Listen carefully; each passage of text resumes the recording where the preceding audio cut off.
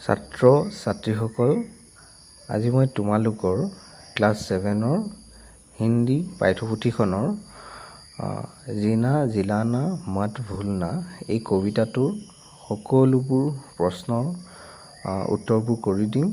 গতিকে এতিয়ালৈকে যদিহে চেনেলটো ছাবস্ক্ৰাইব কৰি লোৱা নাই, কৰি লোৱা, কাৰণ তোমালোকৰ এনেধৰণৰ ভিডিঅ'বোৰ ইয়াতে পাই থাকিবা।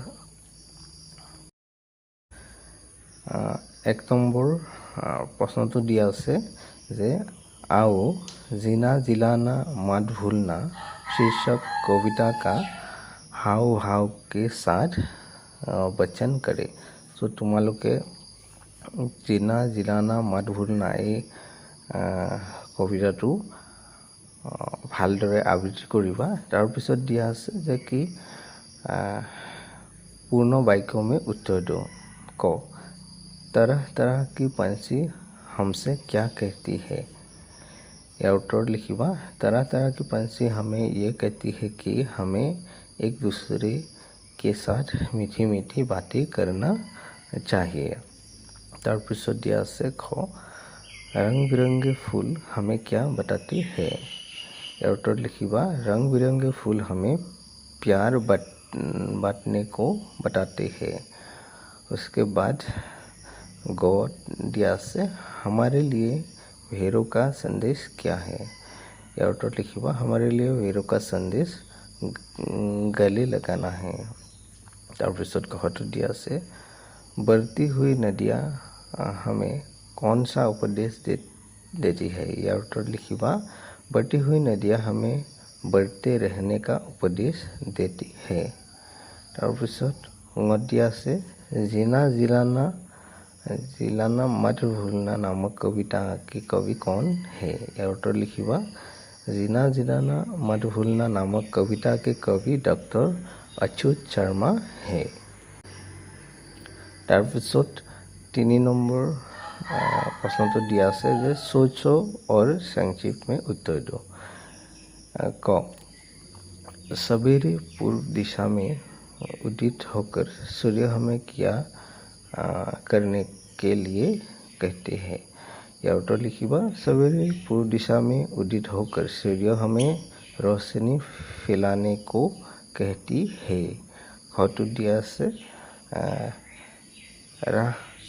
रात की आकाश में चमक कर चांद हमें किस कर्तव्य को की याद दिलाता है। यार उत्तर लिखिबा। रात की आकाश में चमक कर चांद हमें चांदनी बिखेरने का कर्तव्य की याद दिलाता है।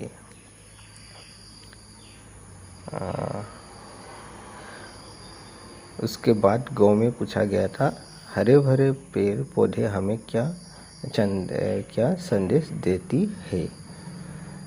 इसका उत्तर में लिखना हरे भरे पेड़ पौधे हमें छांव देने का संदेश देती है। उसके बाद खो में पूछा गया था बहती हुई हवाएं हमें क्या करने को कहती है। इसके उत्तर में लिखना बहती हुई हवाएं हमें दूसरे के जीवन देने को कहती है। उसके बाद 4 में दिया गया था निम्नलिखित पंक्तियों का सरल अर्थ लिखो। कहती प्रकृति आए व्यक्ति हंसना हंसाना मत भूलना चले गलियां फटे गले जीना जिलाना मत भूलना। এইটো যদি আমি সৰল অৰ্থত লিখোঁ তেতিয়া এনেদৰে লিখিব পাৰিবা যে इन पंक्तियों में प्रकृति कहती है कि हमारे जीवन में जितनी भी विपत्ति या आपदा आए उस स्थिति में खुद हंसते रहना है और दूसरे को भी हंसाना है। चाहे जीवन में जितने भी संकट क्यों न आए उस परिस्थिति में स्वयं भी जिए और दूसरे को भी जीने में मदद पहुँचाए। अर्थात बुरे वक्त में एक दूसरे का सहायक बने। उसके बाद 5 में पूछा गया था। जीना जीना ना मत भूलना कविता का मूल भाव स्पष्ट करे।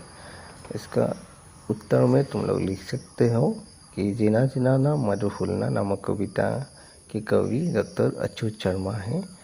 इस कविता से हमें ये सीख मिलती है कि हमें हमेशा हंसते रहना चाहिए और दूसरे को भी हंसाना है, क्योंकि हमेशा एक दूसरे के साथ मिलजुल कर रहना चाहिए। जीवन में जितने भी संकट क्यों ना आए, उस परिस्थिति में अभी स्वयं भी जिए और एक दूसरे को हमेशा मदद करे और जीवन में हमें हमेशा एक दूसरे के साथ खड़े रहना है। तार पिছত आमार जी करिब आसिल हेतु आसिल जे निम्नलिखित शब्द कोड परिभाषिक शब्द लिखो। याते दियासिल सवेरा, सूरज, चांद यार माने परिभाषिक शब्द लिखिब लागे। एके अर्थ प्रकाश कर शब्द दुटा दुटाকৈ लिखिब लागे। सवेरार सुबह, प्रभात, सूरज, सूर्य, सूर्यमुखी, चांद, चांदनी, पंछी, पंछी, चिड़िया, फूल, पुष्प, कुसुम तेनेदरे एबुर लिखा आछे, तुमालोके लिखि लबा। तार पिছত 2 नम्बरटुत दिया आसिल वाक्य में प्रयोग करो।